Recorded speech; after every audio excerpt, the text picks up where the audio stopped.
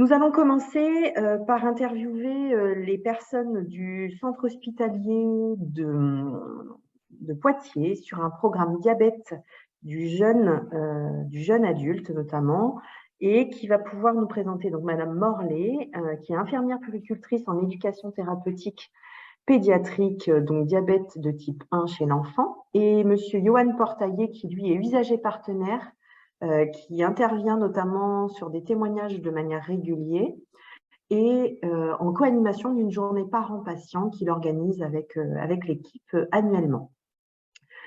Madame Morlet et Monsieur Portailler, vous êtes présents. Donc j'ai vu Madame Morlet et Monsieur Portailler est à côté de vous. Ok, super. Nous sommes accompagnés de Monsieur Duhamel, qui est patient expert en cours de formation et qui est également juriste de profession. Donc, qui interviendra tout à l'heure. Une plus-value dans notre équipe. D'accord, et qui interviendra aussi tout à l'heure en fin d'intervention.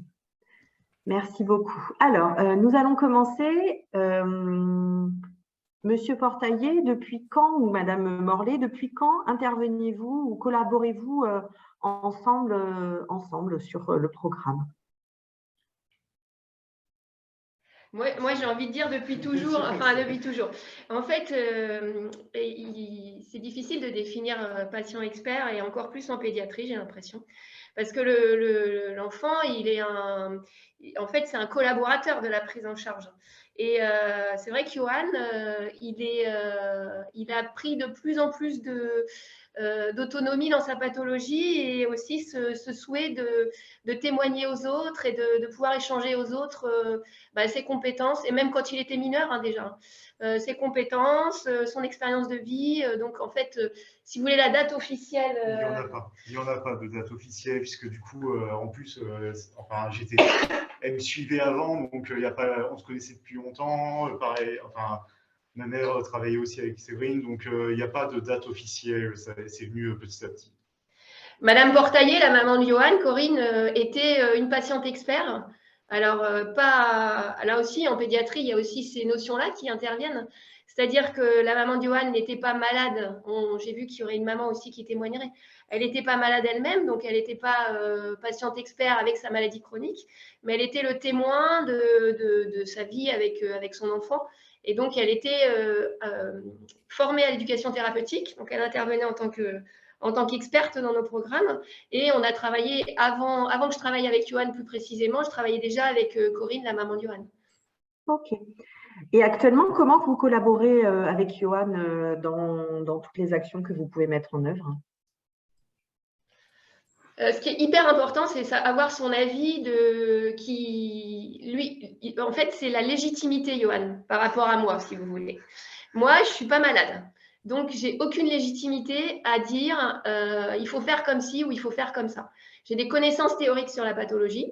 J'ai des connaissances en lien avec le fait que les patients me ramènent des choses et me disent de leurs expériences de vie. Mais Johan, c'est vraiment la légitimité à vivre avec la maladie. Et donc, lui, il nous aide à mieux comprendre et mieux coordonner nos actions et recentrer nos actions sur leurs besoins avec la maladie, en fait, et pas sur des besoins qu'on imagine nous et qui ne sont pas adaptés. Donc, concrètement, aujourd'hui, tu veux présenter ce qu'on fait ensemble? Je commence par vivre. Ouais. Du coup, aujourd'hui, en coopération avec l'association dont je fais partie, qui a été créée par ma mère pour les diabétiques de type 1, on organise chaque année une journée avec le CHU en partenaire, et où sont invitées du coup toutes les familles qui veulent venir au niveau du diabète type 1. Ça implique plusieurs réunions avant, pas mal d'organisation, et dans la journée, du coup, c'est libre. Le CHU n'est pas là en tant qu'expert médical réellement. Il n'est pas là pour donner des conseils médicaux, il est juste là pour discuter d'avancées, des fois, ce qui sont découvertes, ou pour participer. On fait des tables rondes pour les familles et tout. Pour les parents, beaucoup, surtout, puisque les enfants, en général, ils sont en train de faire la l'acrobranche qui est à côté, ils préfèrent. Et cette année, par exemple, on a fêté les 100 ans de l'insuline, c'était le 8 octobre, notre journée à Givray. Et on a travaillé avec 2 patients experts, avec Johan et avec un autre monsieur qui a 63 ans de diabète, donc qui est dans le programme adulte. C'est aussi notre richesse ici sur Poitiers. On travaille très, très bien avec les adultes. Et c'est vrai que leur parole, elle est hyper précieuse parce que nous, on se tromperait si jamais on faisait en juste chu. Donc, c'est ça. Alors, donc, il y a Givray. Et puis, dernièrement, on est en train de travailler avec Johan sur… on est en train de travailler avec Johan sur la réalisation d'un livret patient.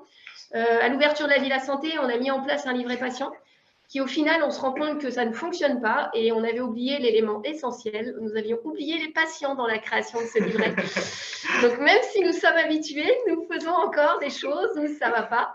Donc, on est en train de revoir et on refait avec les patients et ça va… Je pense qu'on sera beaucoup plus en lien avec les besoins. C'est pour ça que notre livret ne marchait pas. On a oublié la base. On était deux patients. Il y a une autre personne experte qui vient aussi. Et on a vu livrer, on s'est dit, mais c'est quoi ce machin?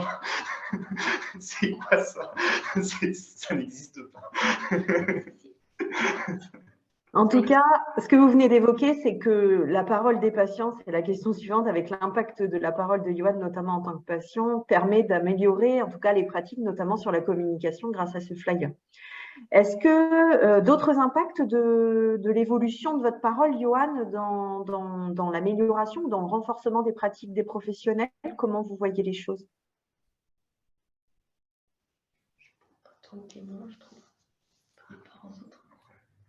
Je suis souvent amené à témoigner, comme des fois aussi, comme marqué, des fois je vais à l'université dans des formations pour ETP, mais du coup, on est témoin tout simplement.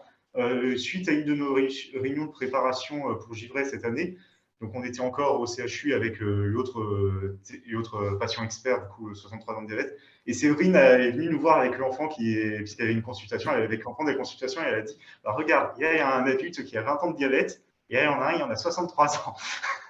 Et elle dit, bah, lui, il est sous stylo, lui, il est sous pompe et tout. C'est le genre de truc, je sais pas, il y a la journée mondiale du diabète, surtout, ça revient énormément, ça. C'est les gens, en fait, beaucoup. Alors, dans la journée mondiale du diabète, c'est aussi de la sensibilisation, mais quand des fois, il y a des diabétiques qui viennent, ils sont là, et oh mon Dieu, ils paniquent un peu. Et puis, bah, je suis là, j'ai vécu 20 ans de diabète, je vais très bien, je n'ai pas de problème, j'en connais d'autres, j'en connais qui ont fait plein de trucs. Ça y rassure beaucoup aussi. Donc là, vous évoquez le fait de cette plus-value, de côté positif de ce que vous pouvez apporter dans le cadre du programme. Est-ce que vous voyez vraiment actuellement une plus-value à faire intervenir des jeunes aussi ou pour témoigner ou co-animer dans un programme, vous, de votre point de vue, de patients intervenants? Ben, moi, je veux dire, je veux pas être méchant, mais au niveau pédiatrie, moi, je me souviens de ce qu'on avait et tout. Un enfant, il discutera avec d'autres enfants et les adultes, au mieux, il écoute, au pire, il s'en fout. Je veux dire, et même s'il écoute, il va peut-être y écouter, mais il va peut-être pas le faire. Un enfant aura beaucoup, enfin, je sais pas. S'associer, Un enfant s'identifiera, écoutera beaucoup plus un autre enfant ou jeune, ou même moi qui suis à la limite maintenant un peu plus vieux quand même, que finalement d'autres personnes, adultes ou médicaux, ou peu importe, hein, mais que des adultes. Là, c'est le même principe, les enfants n'écoutent pas toujours leurs parents, quoi. Donc là, c'est le même principe finalement. Il écoutera plus facilement ses amis ou des gens de son âge que des adultes, pour moi. On a une question, mais juste, alors il y aura une phase de questions après, mais est-ce que vous avez un exemple concret de votre rôle actuellement dans la vie du programme? Comment vous, au quotidien, vous intervenez avec Séverine? Il intervient en fonction des besoins, en fait, Johan. C'est-à-dire que, parce qu'il a quand même sa vie à côté, ça aussi, ça faisait partie quand même des… vous parliez des freins et des leviers, c'est que quand on est adulte ou quand on est enfant, on a une vie à côté. Et ils vivent déjà avec la maladie chronique. Donc, en plus, se libérer du temps pour nous aider dans les programmes, c'est un truc en plus. Donc, il intervient quand il peut, en fonction des besoins, parce qu'on essaye vraiment d'identifier les besoins. Et il peut intervenir à la co-construction, alors pas de la totalité des programmes, mais sur certaines séances, sur certains ateliers, à certains moments, Johan peut être là pour donner de la plus-value à ce qu'on va apporter nous et pour co-construire avec nous, parce qu'il n'est pas là juste en finalité de l'atelier, enfin juste au moment de l'animation de l'atelier. Il est vraiment dans la co-construction. Ok. Michel, Michel, j'ai une question à poser. Parce que, au fond, ce qui me pose problème, et je pose la question à Johan, c'est comment on arrive à dialoguer, à échanger avec des personnes qui ont un âge radicalement différent.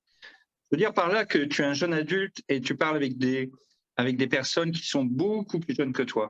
Est-ce que tu penses que ça crée beaucoup de distance?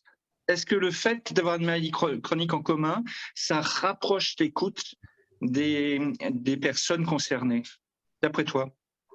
Alors, du coup, oui, côté maladie en commun, sur le diabète, je vais commencer par le diabète, du coup, je dis aux enfants, et puis ils voient, bah, je suis passé par là où ils sont passés, puisque j'ai déclaré tôt, donc c'est quasiment toujours vrai, ou même toujours, puisque même s'ils déclarent un peu plus tôt, vu que j'étais vraiment petit, ça n'a pas changé grand-chose. Donc, il y a dessus, oui, ça me rapproche.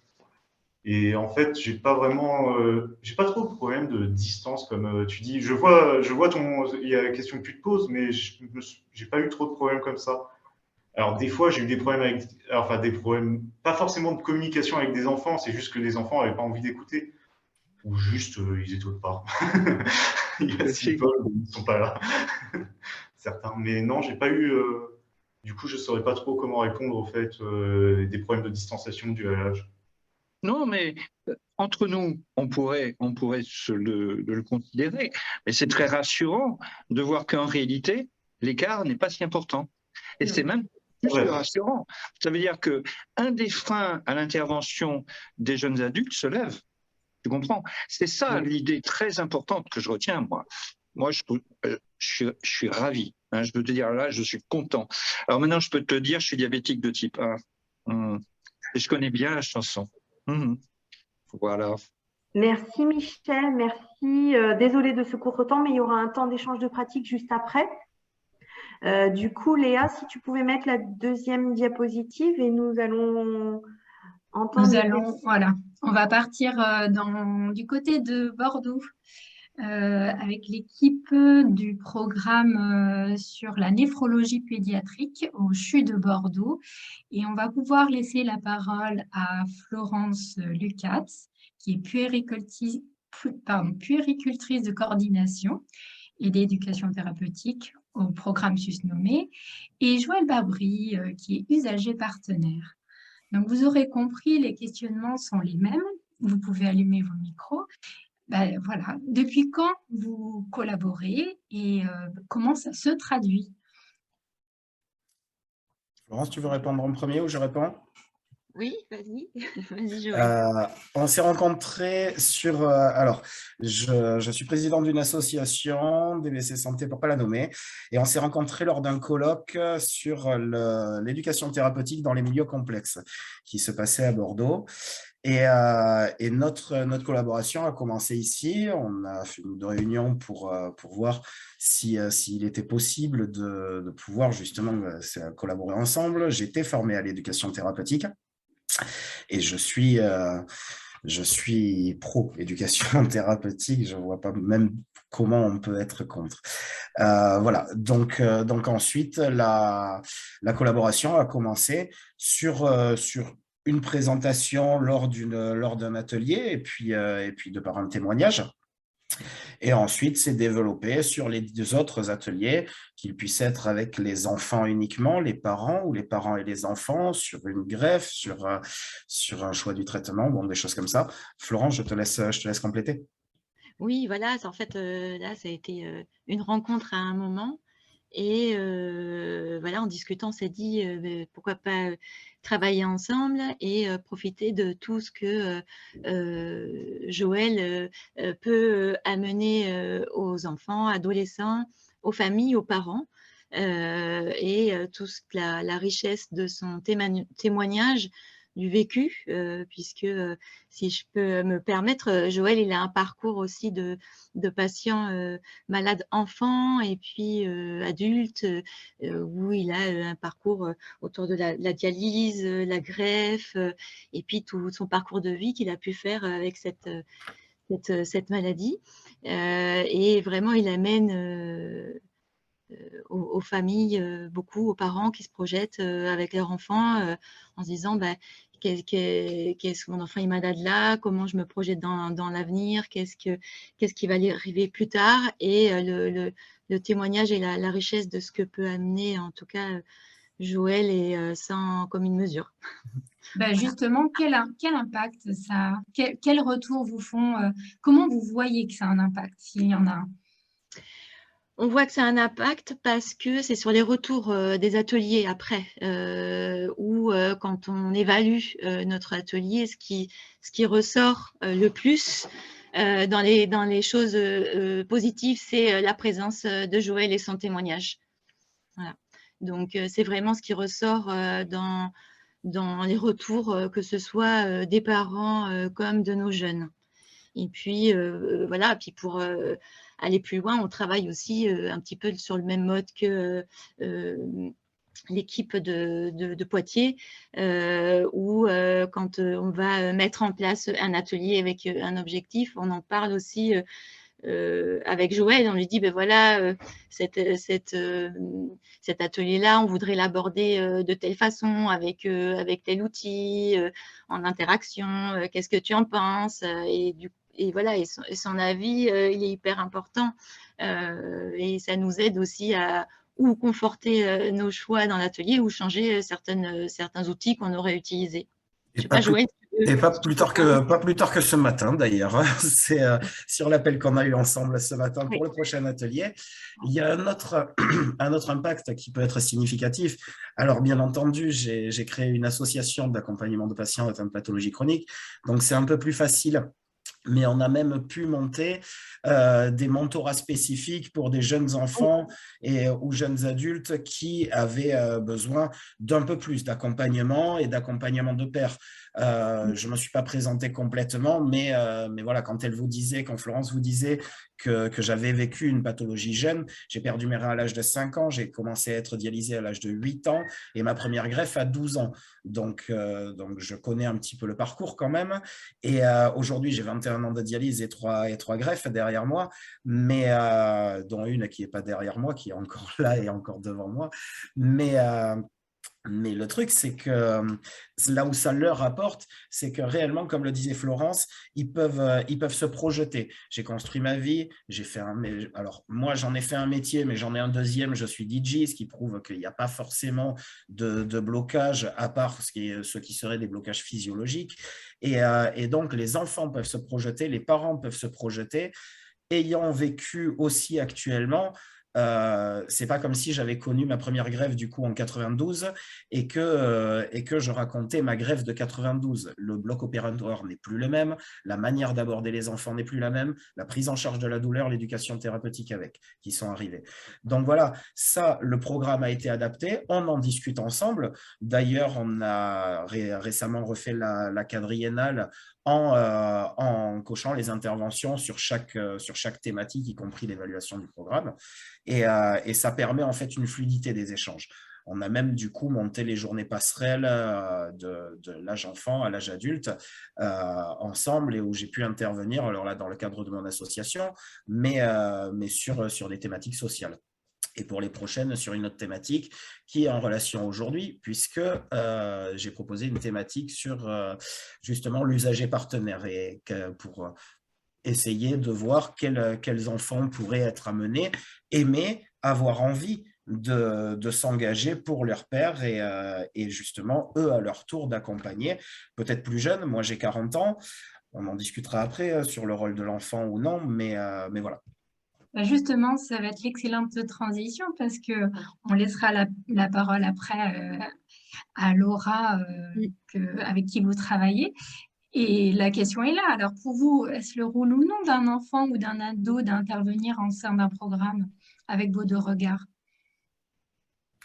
Je pense très honnêtement que est-ce que c'est un rôle ou non, je l'aurais peut-être pas formulé comme ça, mais ça dépend d'une envie et de l'enfant en lui-même. C'est-à-dire que si l'enfant a pu prendre un empowerment suffisant sur sa pathologie, qu'il en a l'envie, vous avez demandé si ça venait de lui-même à Johan ou si c'était l'équipe, alors c'est dans le chat que ça a été demandé, ou si c'est l'équipe qui s'est rapprochée. Un enfant de lui-même, je doute qu'il y ait beaucoup de programmes qui vont intégrer un enfant qui de lui-même à 16 ans ou à 17 va dire tiens, moi je voudrais venir maintenant pour aider les autres, parce qu'on le fait. Mais on le fait en chambre, on le fait dans les salles d'attente, on le fait entre nous quand on parle entre nous, entre patients. De là à émettre l'envie d'intervenir, on reste dans un milieu hospitalier avec le CHU, et donc ça peut paraître compliqué. Maintenant, quand on leur propose, c'est totalement différent. La réponse est totalement différente. Donc, on a juste quelques attentions à porter sur qui, comment, de manière à ne pas générer trop de stress sur l'enfant. Il ne faut pas oublier qu'il y a des familles en face, qu'il y a d'autres enfants et qu'une simple parole malheureuse ou maladroite peut être interprétée 6 personnes en face 6 fois différemment. Donc c'est pour ça qu'il faut faire attention. Ensuite, quand les enfants en ont envie et qu'ils ont suffisamment d'empowerment, je ne vois pas vraiment le frein qu'il peut y avoir si l'équipe l'accompagne. Hein. Je suis complètement d'accord, mais peut-être que sur ce sujet, on peut laisser parler Laura qui, elle, a accepté sur certains ateliers, qui a eu aussi son parcours à elle de dialyse puis de greffe et qui a accepté de venir comme aussi jeune ressource témoigner de ce parcours-là avec des jeunes en attente de greffe. Voilà. Ok. Laura Dugenet, oui, elle s'est connectée. Est-ce que tu peux allumer Bonjour. Voilà, bonjour. Merci de cette connexion. Donc, Madame Lucas et Monsieur Barbry ont pu t'introduire. Voilà, en tant que jeune, quel est ton avis sur l'intervention justement d'un jeune qui témoigne comme tu le fais dans un programme? Je trouve ça intéressant de témoigner en tant que jeune parce que on n'a pas le même avis que certaines personnes adultes qui le vivent. Je trouve ça intéressant aussi de pouvoir comparer les avis d'adultes et les avis d'enfants ou de jeunes adolescents. Et puis, je trouve ça intéressant d'intégrer des enfants parce que je trouve qu'ils ont des choses à dire aussi sur leur parcours, qu'autant que les adultes. Voilà. Et quel impact tu détectes par rapport à ta parole? Comment ils réagissent les autres en face de toi? En général, quand j'en parle, soit ils ressentent de l'empathie parce que c'est rare d'avoir une personne en face de soi qui a ce genre de maladie. Et donc, en général, ils sont beaucoup intéressés, ils posent beaucoup de questions. Et puis moi, j'y réponds parce que j'aime bien parler de ma maladie et je suis à l'aise avec ça. Et je trouve ça aussi intéressant de pouvoir en parler parce que ça peut intéresser certaines personnes et certaines personnes ont peut-être des proches qui sont dans le même cas que nous. Donc aujourd'hui, tu témoignes voilà, dans le programme. Et c'est quoi ton avis si tu es amené à aller plus loin dans la collaboration avec l'équipe, c'est-à-dire pourquoi pas aller travailler le contenu des séances, regarder l'organisation du programme, les aider à faire leur bilan. C'est quoi ton avis sur ce sujet-là? Moi, je pense que ça peut être intéressant d'aller voir plus loin et de faire d'autres visioconférences avec d'autres personnes ou même, par exemple, intervenir aussi réellement et pouvoir parler de tout et n'importe quoi avec les personnes que j'ai en face. Ok. Si je peux me permettre, je voulais réagir sur la parole de Laura. L'avantage d'intervenir en étant un patient, c'est qu'on a un langage de la vie. Et on ne s'attache pas forcément aux droits et aux devoirs d'un patient greffé, par exemple. Je peux vous donner un exemple qui s'est passé dans un programme, mais on parlait justement de déshydratation, on parlait de soirée, on parlait d'alcool. Et donc forcément, il me semble que c'est difficile pour une équipe médicale d'aller dire à un enfant qui vient de dire « Ah oui, mais alors quand je me la mets, forcément, le lendemain, je sais que je bois beaucoup d'eau. Hein. » Il est beaucoup plus facile pour nous d'aborder le type d'alcool, comment il le boit, etc. Et de trouver des biais. Là, pour le coup, c'était du whisky coca. Est-ce que ma parole, elle n'est pas parfaite au niveau médical, hein, mais c'est des hauts et des bas, une pathologie chronique, donc c'est jamais parfait. Et donc, de fait, comme je lui ai dit, ben, 1 sur 2, tu mets que du coca déjà. Et ensuite, tu n'oublies pas le caïque salade quand même, parce qu'il va y avoir du potassium là-dedans. Mais voilà, maintenant, il y a des biais pour essayer d'équilibrer la vie avec la pathologie qui, ben, c'est un petit peu difficile pour une équipe médicale de dire oui, bois 5 verres de whisky coca le samedi soir au lieu de 10. Sauf qu'il faut déjà commencer par 5 qu'il essaye pour qu'il réduise petit à petit. Donc voilà, il y a un discours qui, comme disait Laura, qui est beaucoup plus audible par les jeunes que celui de leur équipe médicale. Mais comme le disait Johan aussi avant, hein, c'est que au pire des cas, quand on leur parle de quelque chose et qu'ils n'ont pas envie, ils s'en foutent. Ils s'en foutent, au pire, ils n'écoutent pas. Merci beaucoup. Restez avec nous, l'équipe, les 3 personnes, l'équipe de Bordeaux. On va aller du côté de Royan, Amandine. Royan ou La Rochelle, du coup, on va interviewer Christelle Frémont, qui est parent d'enfants diabétiques et qui est en cours de formation de bénévole patient expert. Donc, Madame Frémont, vous, pareil, quel même exercice. Si on commence, pour vous, selon vous, est-ce le rôle d'un enfant ou d'un ado d'intervenir dans un programme pour avoir votre vision à vous? Alors oui, pour moi, c'est très important que les enfants aient leur place là-dedans parce que on est dans un monde qui est médical, qui est très adulte, très justement cadré en fait et qui oublie un peu souvent le monde de l'enfant. Donc heureusement, les choses évoluent. Étant malade aussi, hein, diabétique de type 1 comme mon fils, ça me permet de voir les évolutions et je sais que justement leur rôle en tant qu'enfant pour discuter avec d'autres enfants, il n'y a rien de mieux parce qu'un adulte a oublié son côté enfant souvent. Et en tant que parent, pensez-vous justement que le témoignage d'un enfant ou d'un adolescent dans des séances d'éducation thérapeutique, c'est plutôt facile, plutôt difficile? Quelle est la plus-value selon vous pour cette intervention? Alors, je pense que tout dépend de l'enfant, de l'évolution avec sa maladie, de son acceptation, de son parcours.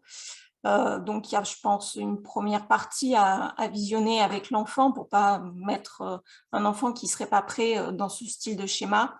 Mais après, ça lui donne aussi une importance à lui personnelle par rapport à sa maladie, à sa responsabilité, par rapport à ce qu'il va pouvoir apporter aux autres. Donc, il y a une grosse responsabilité de soi et de ce qu'on apporte à l'autre, ce qui permet aussi d'accepter beaucoup mieux la maladie. Au niveau de l'appropriation de la maladie, c'est ce que vous évoquez, il y a une meilleure prise en soin, une meilleure acceptation en tout cas. Et en tant que parent, que pensez-vous justement de la co-animation d'un professionnel de l'équipe du programme et d'un enfant ou un adolescent dans des séances d'éducation thérapeutique? Donc, en tant que parent, c'est hyper important pour d'avoir le côté où le professionnel et l'enfant va pouvoir, sur une séance d'éducation thérapeutique, cohabiter. Peut-être justement aussi adapter, comme disait tout à l'heure Joël, les éducations thérapeutiques sur des ateliers plus spécifiques, plus adaptés à l'âge, avec des technologies qui seront plus parlantes à l'enfant. Et donc, ça permet pour tout le monde d'avoir un bon repère.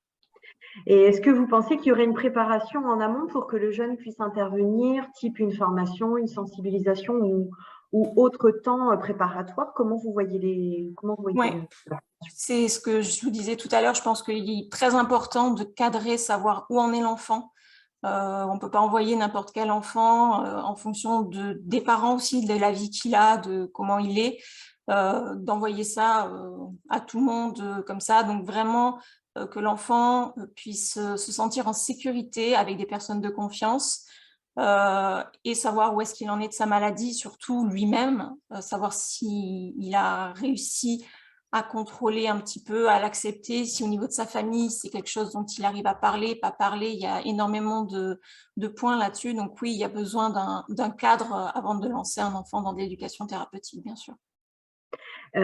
D'expérience, votre enfant, il est déjà intervenu dans le programme? À quel âge? Il n'est pas encore intervenu, il vient d'avoir 11 ans, mais il rêve de le faire. D'accord. C'est un souhait en tout cas qu'il a émis. Oui. Bah, c'est un peu par lui que moi je suis arrivée dedans en fait. D'accord. Et donc du coup, l'avis de l'enfant dans l'évolution d'un programme, c'est-à-dire que là, lui, il a émis le souhait de pouvoir intervenir, mais est-ce qu'il s'est rapproché, enfin vous lui avez permis de se rapprocher aussi de l'équipe pour faire évoluer le programme grâce à des bilans, grâce à son avis à lui? Donc on est en fait au niveau de l'hôpital de La Rochelle avec le service de pédiatrie qui donc fait déjà de l'ETP. Donc en fait, sa diabéto là est en l'occurrence en voyage autour du monde, donc c'est un peu décalé, mais oui, c'est prévu qu'il puisse intervenir avec la diabéto sur l'hôpital de La Rochelle en tant que participant intéressé, aidant. D'accord. Et vous intervenez en tant que parent d'enfant dans le programme actuellement, ou c'est quelque chose que vous allez mettre en place suite à la formation que vous êtes en train de faire?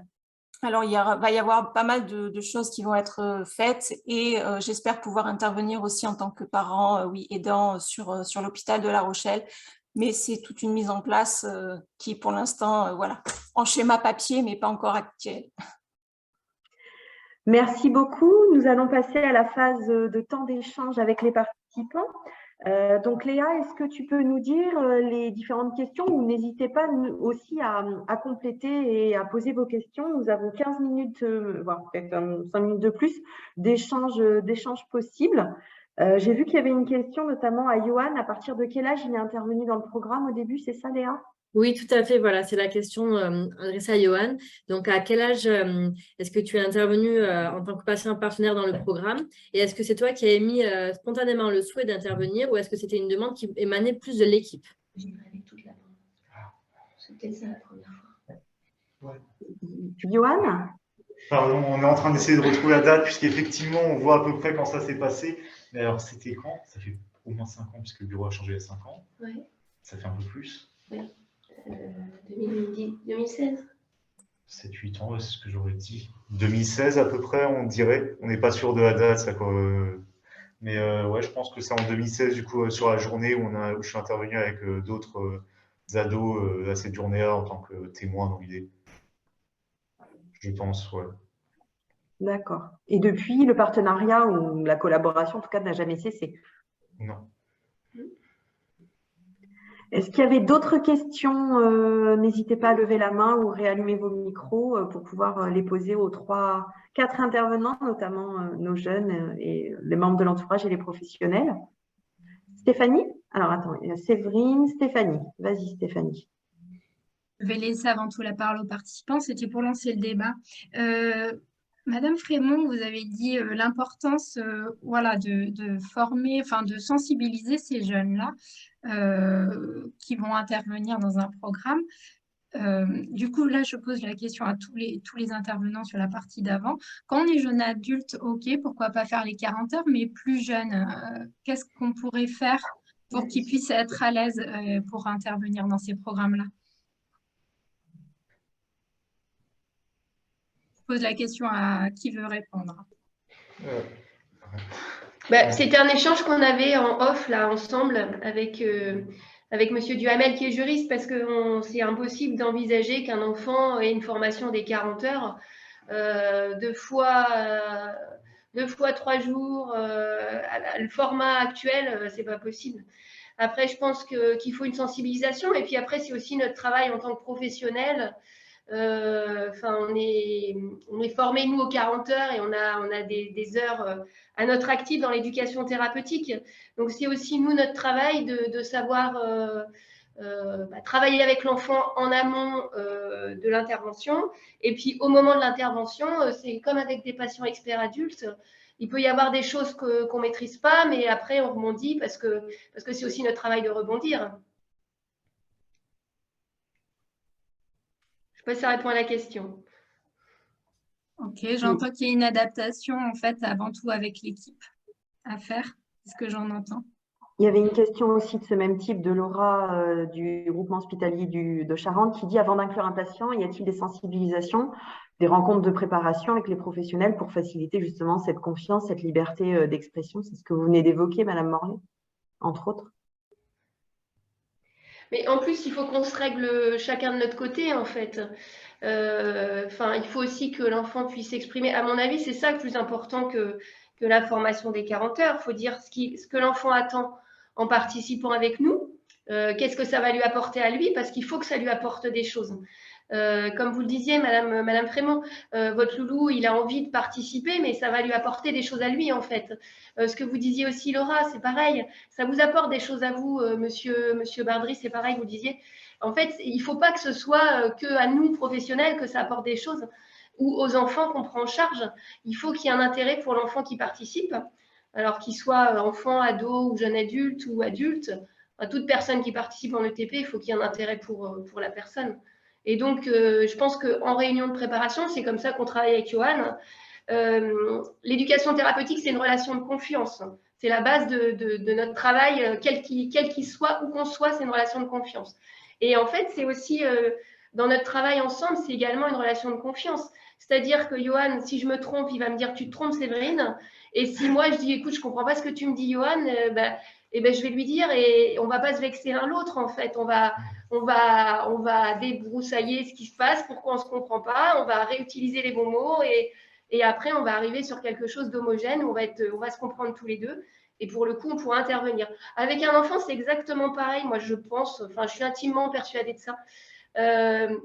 Un enfant, de toute façon, comme disait Johan tout à l'heure, un enfant, il ne comprend pas, soit il va se mettre en retrait, ou alors il va vous dire « je ne comprends rien à ce que tu me dis ». Eh bien, c'est aussi ça l'enfant, et c'est aussi c'est aussi cette qualité-là dont on a besoin dans nos interventions en éducation thérapeutique.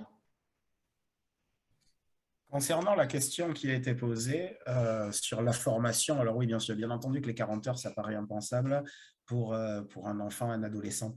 Maintenant, il peut peut-être être imaginé de créer une formation adaptée aux enfants et donc apprendre à s'élever un peu au-dessus de son vécu personnel pour pouvoir le partager sans amener de situations trop anxiogènes et sans pour autant mentir sur le vécu. Et ensuite, quand cette formation peut être décidée, déjà, il faut qu'elle soit créée, mais ensuite, je pense qu'au sein des services, il faut surtout discuter avec les enfants.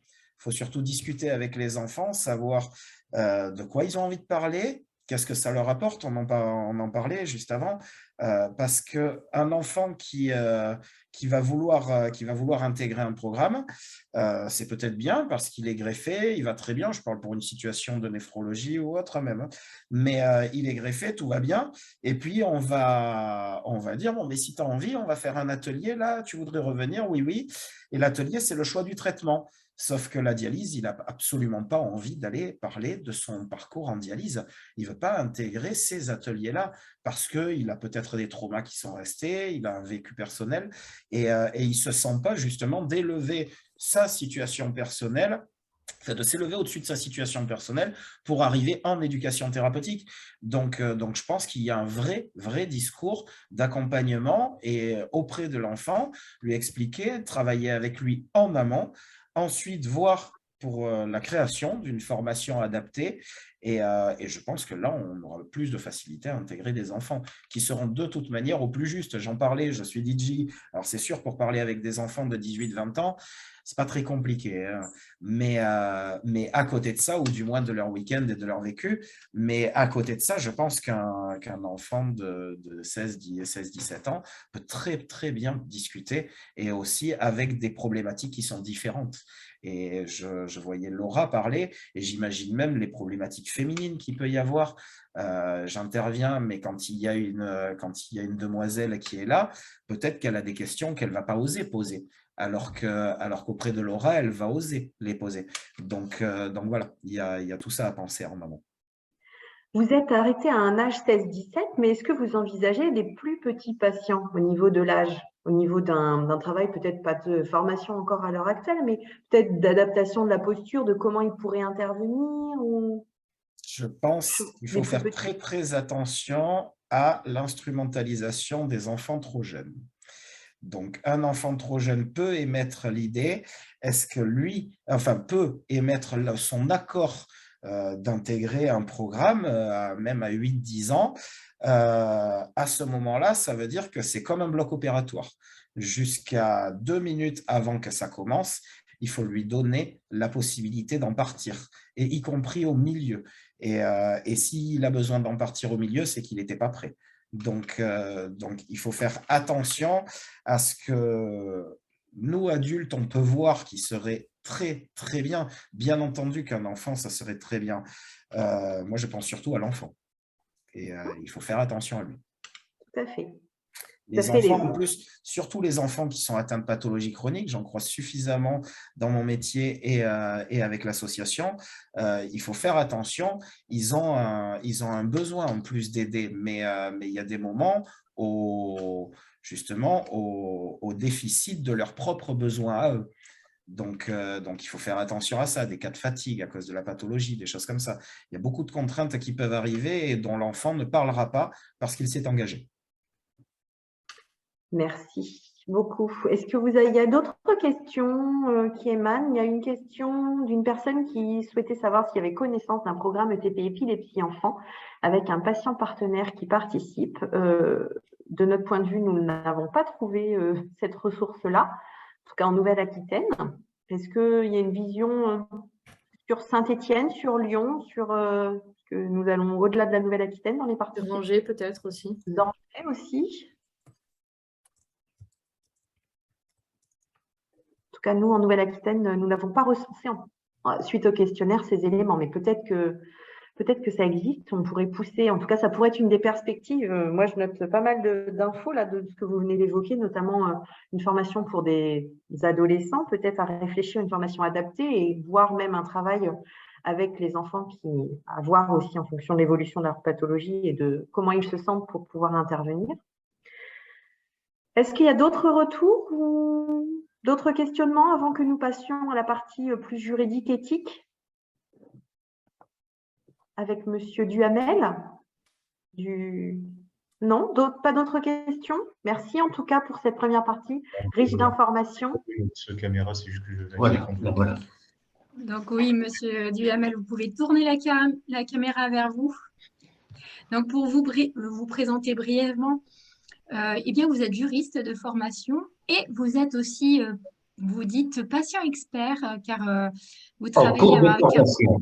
Pardon? En cours de formation. Voilà, vous êtes en cours de formation car vous souhaitez intervenir dans le cadre du programme des maladies respiratoires des adultes et des adolescents au CHU de Poitiers, donc avec la Villa Santé. Oui. Alors voilà, il y a des questions de base qui se posent, Monsieur Duhamel. C'est, voilà, déjà, on a d'un point de vue juriste, mais aussi dans votre expérience, puisque les deux vont se croiser, c'est ça qui va être intéressant. Pour vous, est-ce le rôle ou non d'un enfant ou d'un ado d'intervenir, ou plutôt celui du parent? Je vais rejoindre ce que j'ai entendu dans la bouche de plusieurs personnes. En pratique, un enfant peut très bien intervenir dans un programme à condition que toutes les conditions voulues soient réunies. Je m'explique. À titre personnel, je n'ai pas eu de maladie chronique à un âge très précoce. Par contre, je me suis retrouvé à l'âge de 7 ans et demi sur le billard et j'en suis sorti d'extrême justesse. Depuis lors, j'ai un certain nombre de contraintes physiologiques qui s'appliquent dans la vie de tous les jours. Ça, c'est quelque chose dont j'ai pris conscience très rapidement, puisque je peux dire, à partir de 9 ans à peu près, j'avais bien intégré. Et je pense, ça n'engage que moi, que j'aurais pu en effet apporter quelque chose à d'autres enfants qui commençaient à rentrer dans ce genre de choses. Mais ça ne peut pas se faire n'importe comment. Donc oui, mais. Voilà. Voilà Bah pour allons-y, alors cette... sur ce mais, oui, mais quoi alors? Allez-y. Alors, oui, mais quoi? Alors, quand on parle d'enfants, moi, je préfère employer le terme juridique de mineur, parce que ça recouvre le tout. Quand on m'a posé la question pour l'intervention, j'ai dit oui, pourquoi pas, et j'ai commencé à les chercher. J'ai cherché, je n'ai rien trouvé. Pour une raison très simple. En éducation thérapeutique, alors, il y a juste une phrase dans l'ordonnance de 2020. Bon, pour les participants, ne vous inquiétez pas, j'ai fourni toutes mes références de texte qui vous seront envoyées à la demande. Merci beaucoup. Ben, de rien. Donc, dans cette ordonnance, on a les mineurs ont le droit de recevoir eux-mêmes une information et de participer à la prise de décision les concernant, et attention, les points capitaux, d'une manière adaptée à leur degré de maturité. Je dirais que c'est là le point essentiel. Quelle est la maturité, le degré de maturité du mineur concerné? Vous pouvez avoir des majeurs qui sont totalement immatures, vous pouvez avoir des mineurs en dessous de 10 ans qui sont totalement matures. Donc, c'est quelque chose pour moi à voir au cas par cas. Ça, c'est sur l'aspect le plus global. Par contre, se posent un certain nombre de problèmes qui, là, sont d'ordre plus juridique, véritablement. Bon, c'était la deuxième question. On peut l'attaquer tout de suite. Allons-y.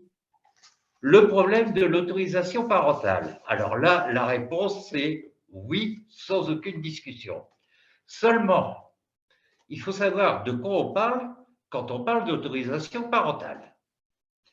Parce que les gens confondent le plus souvent la parenté biologique avec l'autorité parentale. Ça n'a rien à voir. On peut très bien être parent biologique d'un enfant et ne pas avoir l'autorité parentale. Donc attention, ça c'est le premier piège. Bon, j'en discutais avec mon voisin au moment du repas. Il y a d'autres pièges qui sont encore plus subtils. En règle générale, le mineur va porter le nom de son père. Bien, il peut très bien porter le nom de son père, biologique, je précise, et que le père biologique n'a pas l'autorité parentale parce qu'il ne l'a pas reconnu dans les 12 mois suivant la naissance. Vous voyez le genre de difficulté qui peut se poser à ce niveau-là. Donc, quand il s'agit d'autorité parentale, il faut toujours prendre un maximum de précautions. Autre piège, là aussi c'est dans vos références. Alors, c'est dans le Code civil. Donc, le Code civil nous prévoit que, à l'égard des tiers de bonne foi, c'est-à-dire les gens qui organisent le TP, chacun des parents est réputé agir avec l'accord de l'autre, mais attention, quand il fait seul un acte usuel de l'autorité parentale. Et là, est-ce que la participation à un programme de TP est un acte usuel? Pour moi, la réponse est non. L'acte usuel, ça va être de décider d'acheter tel vêtement, ça va être de décider tel repas, etc., etc. Rentrer dans un programme d'éducation thérapeutique, ça n'est pas usuel. Donc, il faut l'accord des deux personnes qui peuvent détenir l'autorité parentale. Et donc, moi, si j'ai un conseil à vous donner en tant que juriste, vous avez un mineur qui est intéressé, prenez toutes les précautions voulues pour savoir qui doit le donner cette fameuse autorisation. Parce que si vous n'avez pas la bonne personne, vous risquez de très graves ennuis. Malheureusement. Même si tout le monde agit de bonne foi. Ne me faites pas dire ce que je n'ai pas dit. Mais c'est la grosse difficulté. Bien. Donc, Monsieur Duhamel, on a bien entendu déjà des points clés. Il y avait l'aspect de maturité du jeune Oui. et d'autorisation parentale. Et là, quand on parle d'autorisation, on parle bien des deux coparents à ce niveau-là, ou en tout cas au maximum pour pouvoir avoir au moins des traces écrites et prendre des précautions. Il faut une trace écrite obligatoirement. Et je dirais, il y a aussi autre chose qui pourrait être utilisée et qui permettrait de garantir tout le monde.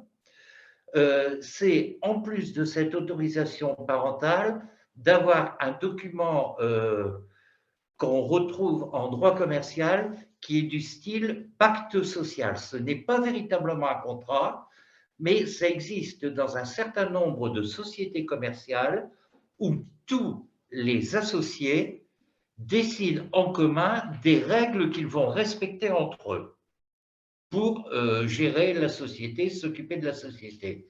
Pour moi, ce serait un document qui pourrait être utile afin de, je vais dire, fixer ou tout au moins d'établir au maximum les règles qui vont permettre aux mineurs de s'intégrer dans le programme d'éducation.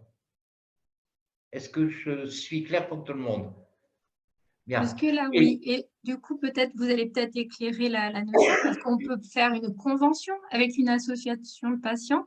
Et alors, un pacte social, c'est même chose? C'est différent? C'est quand même différent, même si ce sont des notions qui sont voisines. La convention a véritablement une définition au niveau juridique. Par contre, le pacte social, c'est un acte qui est volontaire et qui est libre. Vous voyez?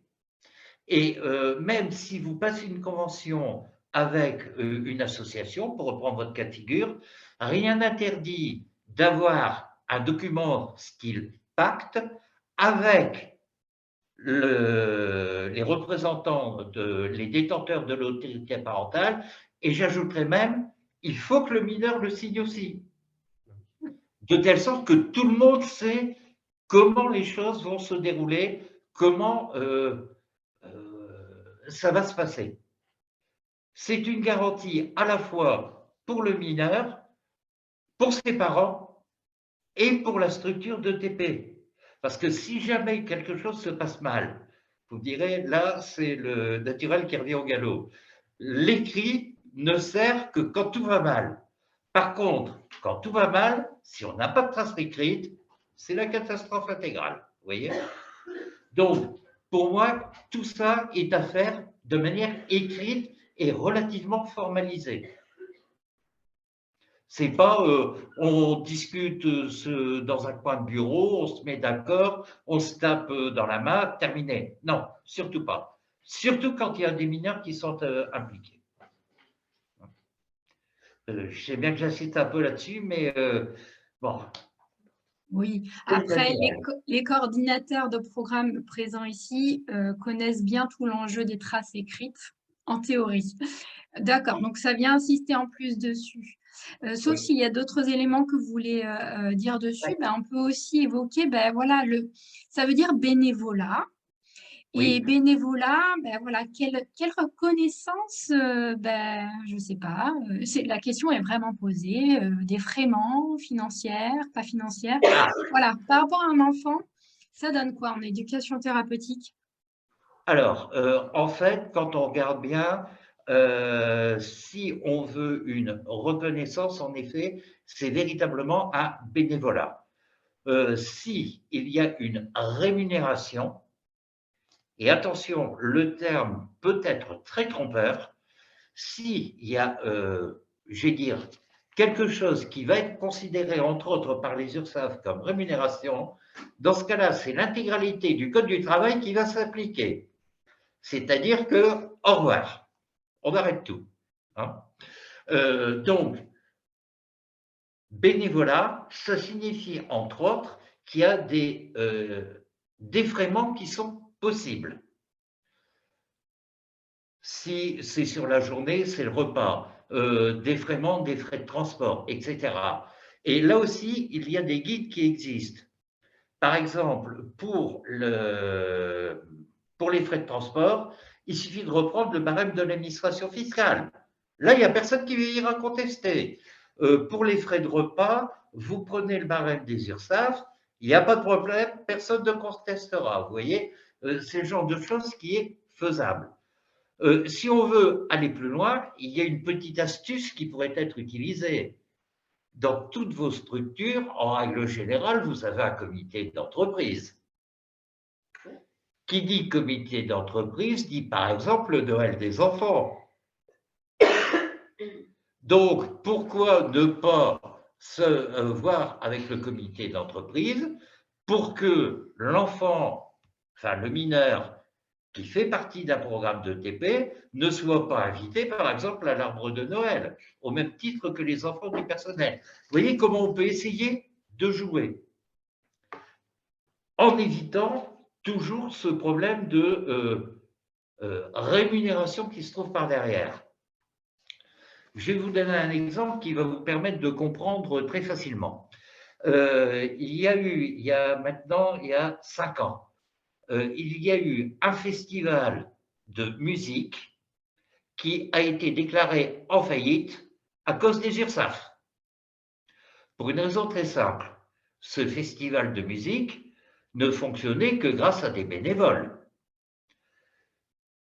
Les organisateurs du festival fournissaient allègrement le vivre, c'est-à-dire le repas était fourni, et l'accès gratuit au concert.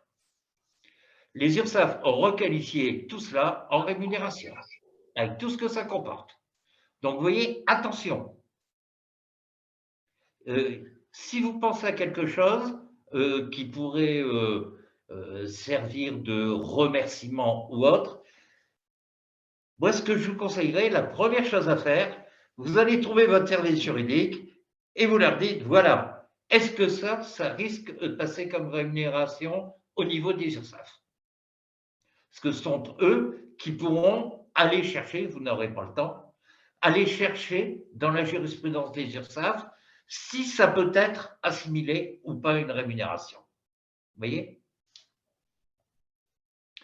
Je m'occupe de 2 autres associations.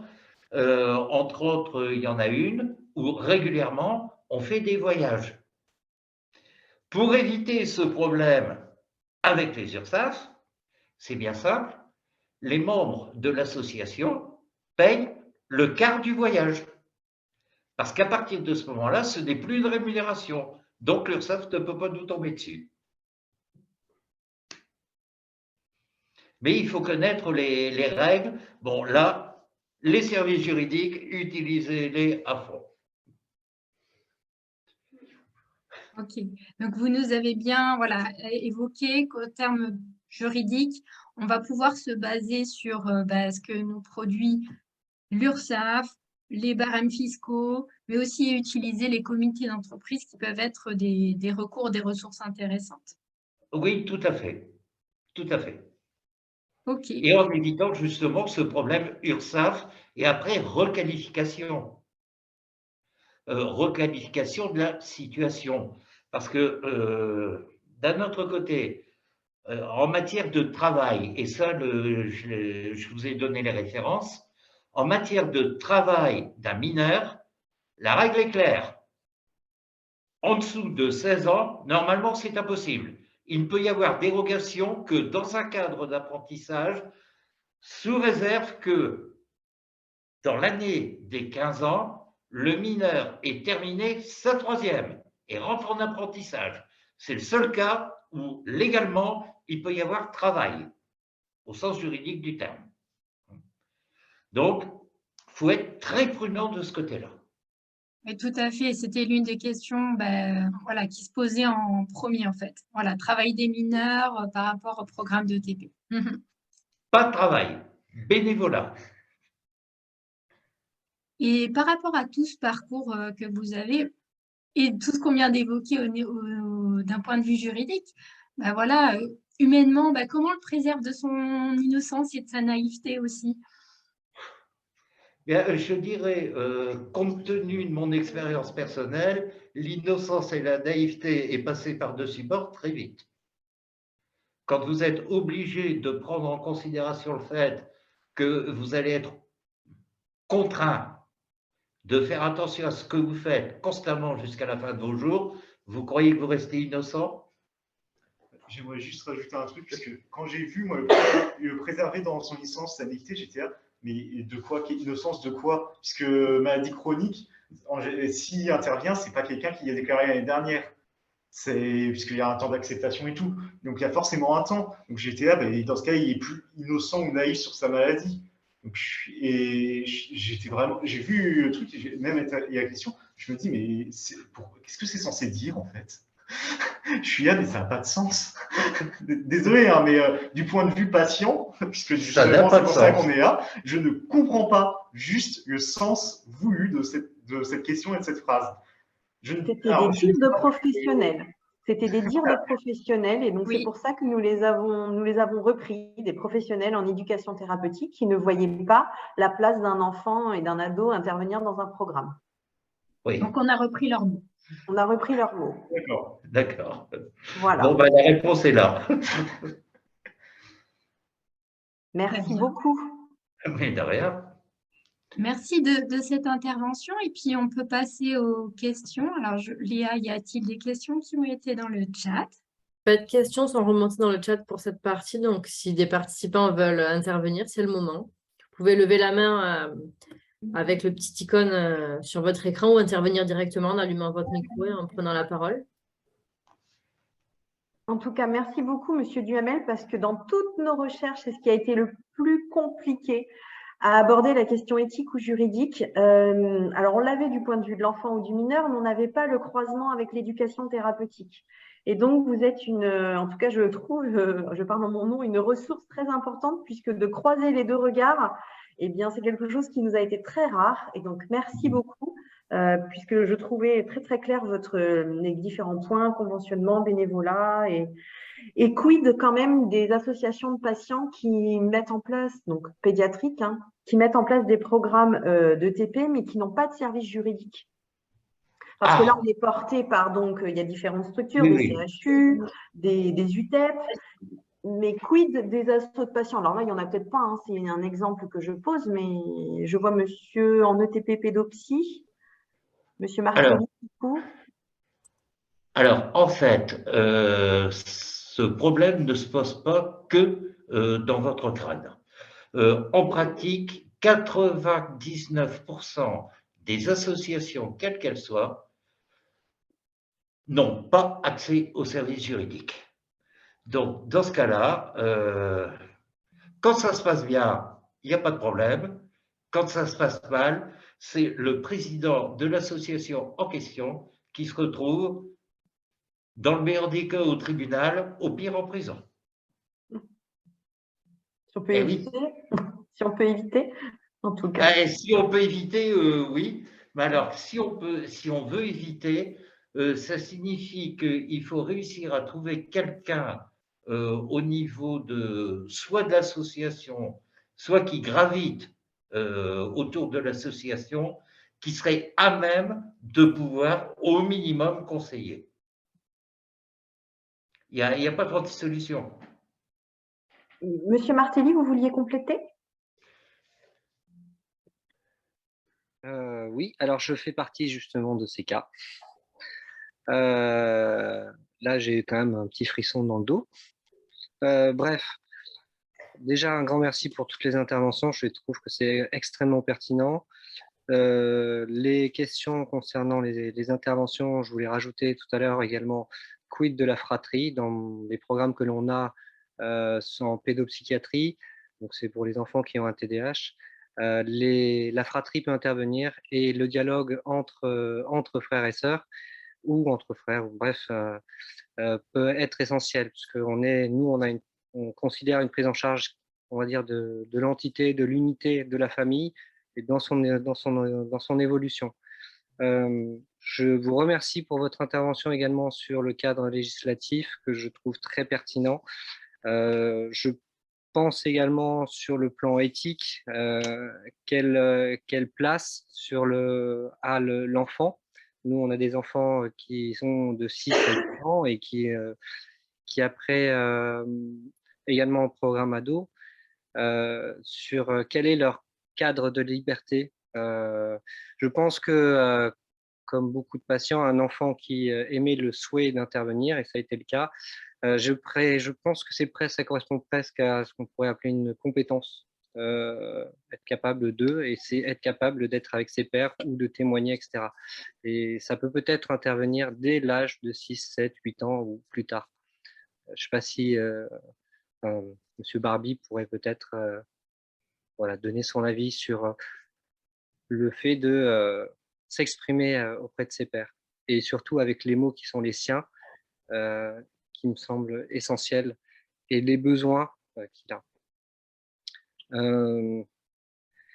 Et après, beaucoup de questions au niveau éthique, sur la responsabilité d'intervenir.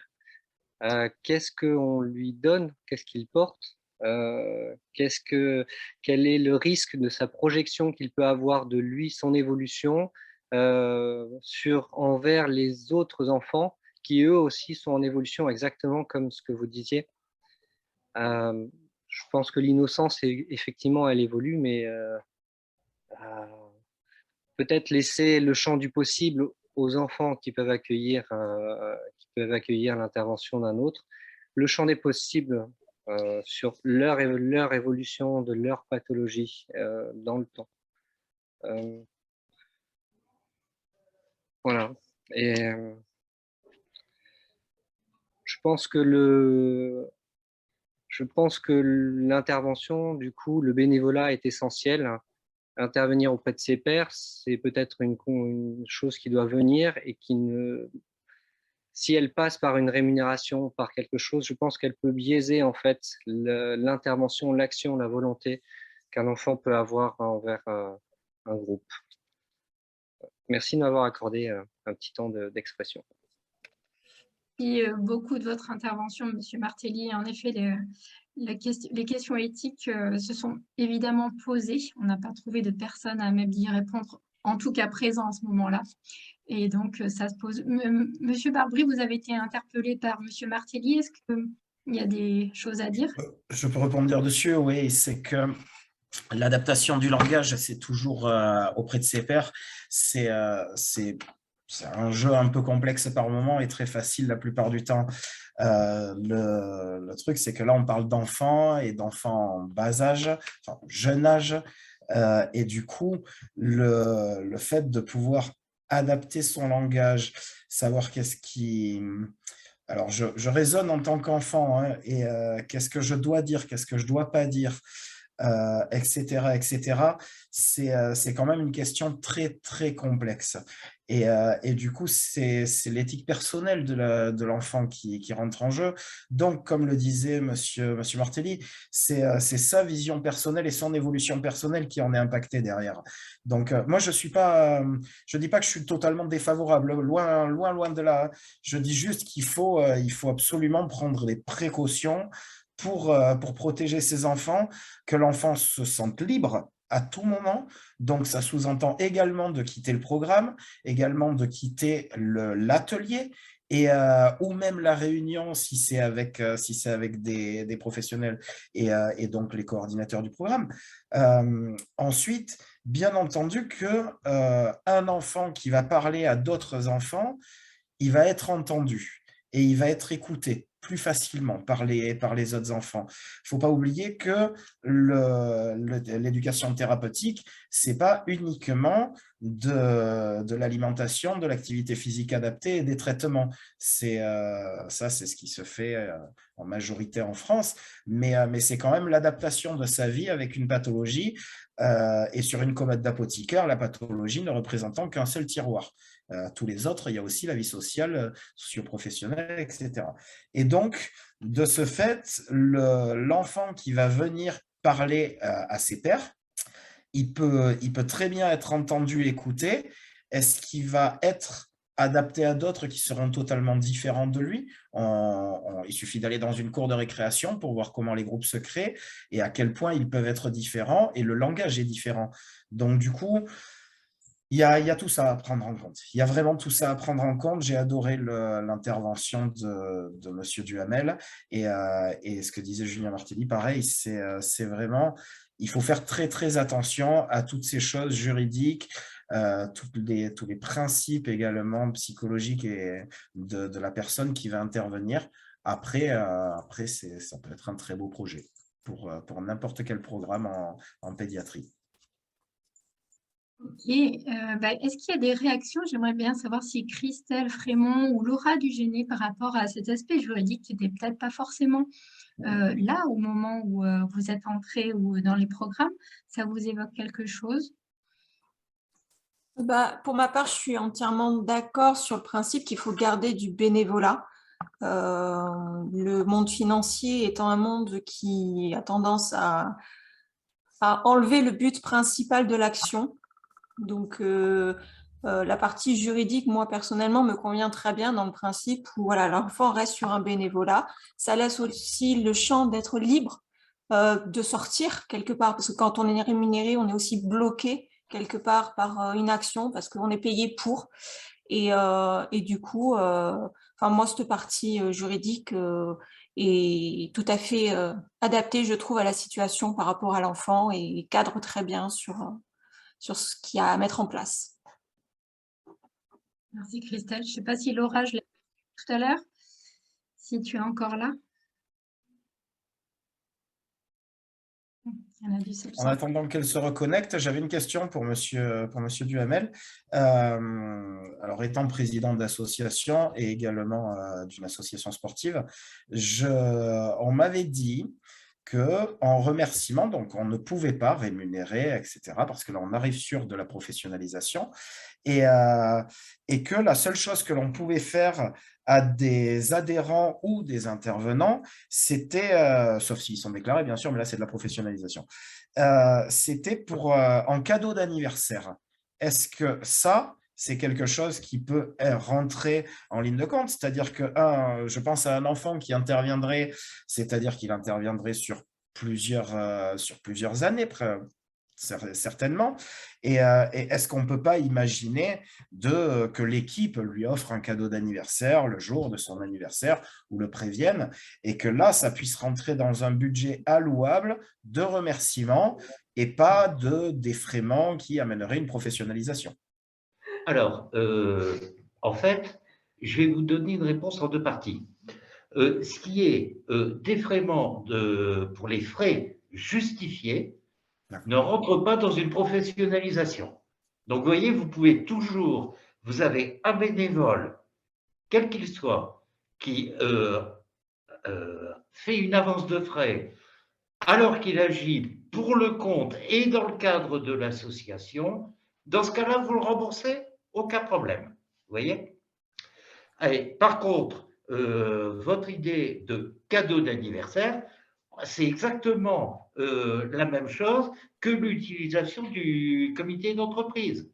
Aucun problème. Vous voyez? Merci. À condition quand même que le cadeau ne soit pas somptuaire, ne soit pas trop élevé. Oui. Bon, voilà. J'ai utilisé le terme juridique, désolé. Donc, non, non, mais c'est bien, c'est bien. Non, mais... Et c'est bien de le vulgariser derrière. Ben voilà. Pour essayer d'être le plus concret possible, vous avez un gamin de 13 ans qui adore le foot. Vous lui payez le dernier FIFA 2022 qui vient de sortir, ou 2023, peu importe, ça va. Vous lui payez le billet aller-retour au Qatar pour aller assister à un match, ça va pas. La différence est plus claire. Donc, attention à ça. Il faut que ça reste quand même proportionnel. Ouais, non, mais c'est Merci bien. pour Mais... votre intervention. Johan vient de me redonner sa date d'anniversaire.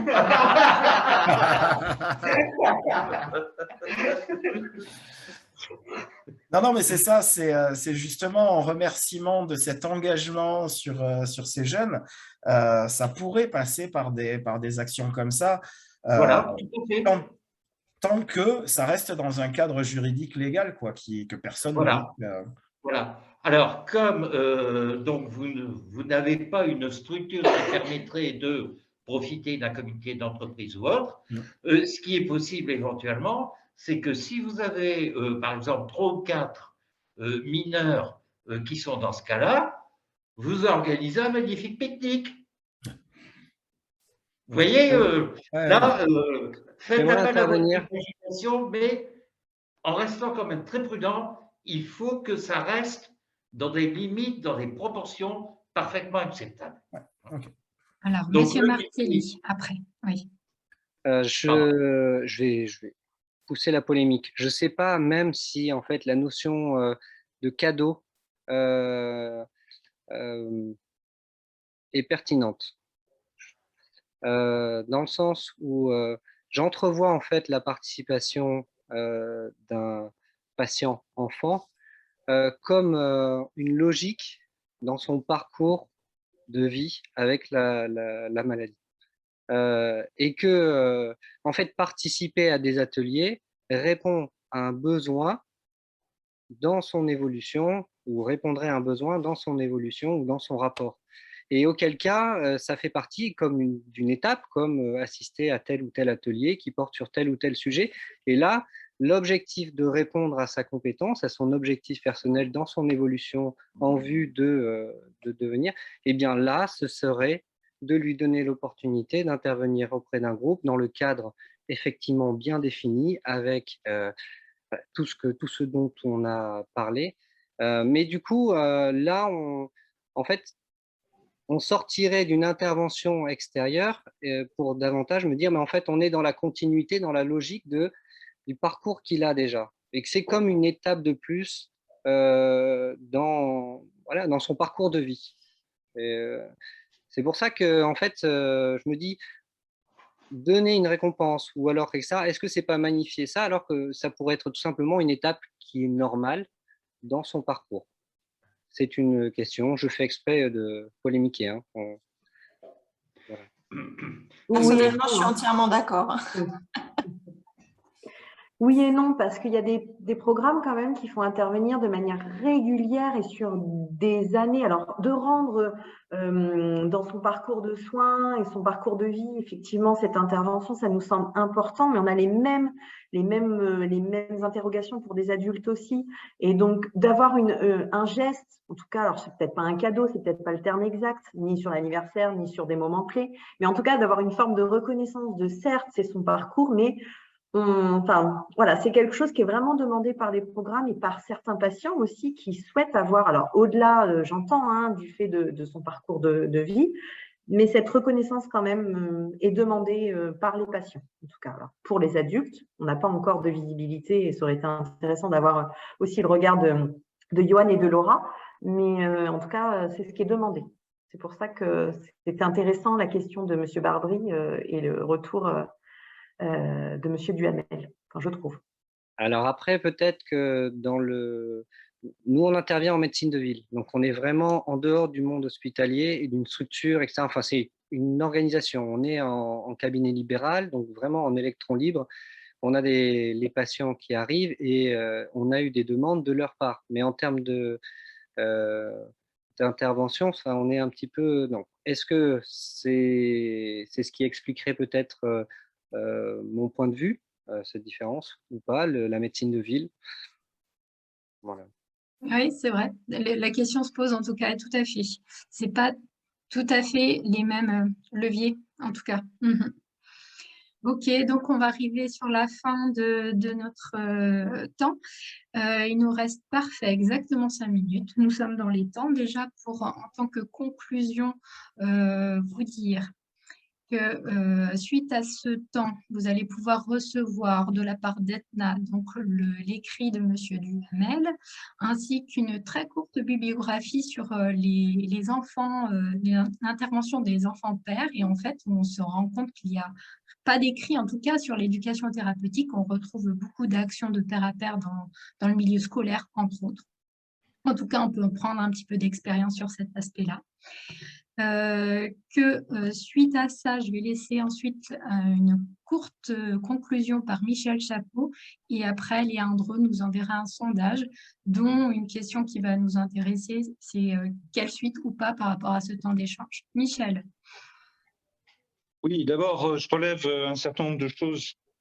Personnellement, c'est très exotique par rapport au monde des adultes et il se trouve que ce monde-là, celui des enfants et des adolescents, pointe le doigt sur des difficultés qu'on connaît du côté des adultes, mais de façon, il y a encore plus d'acuité. Parce que le risque de manipulation est important, parce que la mise en œuvre de règles juridiques est très importante. On le voit pour les enfants, on le voit pour les adultes. On voit aussi que les questions d'éthique sont intéressantes. Mais par rapport à tout ce qu'on a vu, il permet d'ouvrir des perspectives, de résoudre des problèmes. Je retiens surtout ce qu'a dit Johan. La facilité de relation entre les enfants, les adolescents, les jeunes adultes est quelque chose qui ne pose pas de problème. Je pense que la parole est plus libre chez les enfants que chez les adultes, parce qu'il y a des constructions mentales qui ne se font pas, elles ne se feront peut-être jamais. Le problème du déni qu'on rencontre chez les adultes, il est probable également chez les enfants, on le sait chez les adolescents. Mais voilà, c'est un univers extrêmement intéressant et important. Évidemment, on est tous extrêmement sensibles à ce qui arrive pour les jeunes et pour les enfants. Et à titre personnel, je suis très reconnaissant d'avoir apporté votre parole et permis de construire quelque chose qui, à mon avis, ne sera pas perdu pour les yeux et les oreilles de tout le monde. Voilà, je vous remercie et je vous dis à bientôt. Bon, puisque je viens d'y penser, mais en primaire, en fait, on s'est retrouvé à 2 enfants diabétiques dans la même école primaire, et une année, on avait 2 ans de différence, on a fait un exposé au reste de la classe. Du coup, c'est que je me dis, c'est très, enfin, c'est pas de l'ETP, enfin si c'est de l'ETP, mais c'est pas médical et tout, mais puisqu'il y a le milieu scolaire qui est revenu vers la fin, là, et c'est vrai que j'y avais pas pensé. Bah, on a fait du coup, on a fait un exposé. Les affiches, on a demandé des aides au CHU, puisque bon, on était en primaire, et on a fait un exposé dans ce sens-là. Du coup, puisque c'est vrai que le scolaire, il y a possiblement des exemples même d'interventions pour le scolaire. Oui, tout à fait. Pour rebondir sur ça, il y avait des équipes qui ont préparé justement des séances pour aider les jeunes à en parler en classe ou construire des exposés. Je ne sais pas si ça a été mis en place, mais ça avait été évoqué en ETP en tout cas. Je remercie tous et toutes. On vous tiendra informé des suites de ce qu'on va pouvoir en faire, puisque je pense qu'il y a matière à faire plein de choses intéressantes. Et puis, on vous souhaite un bon après-midi pour les personnes et à très bientôt.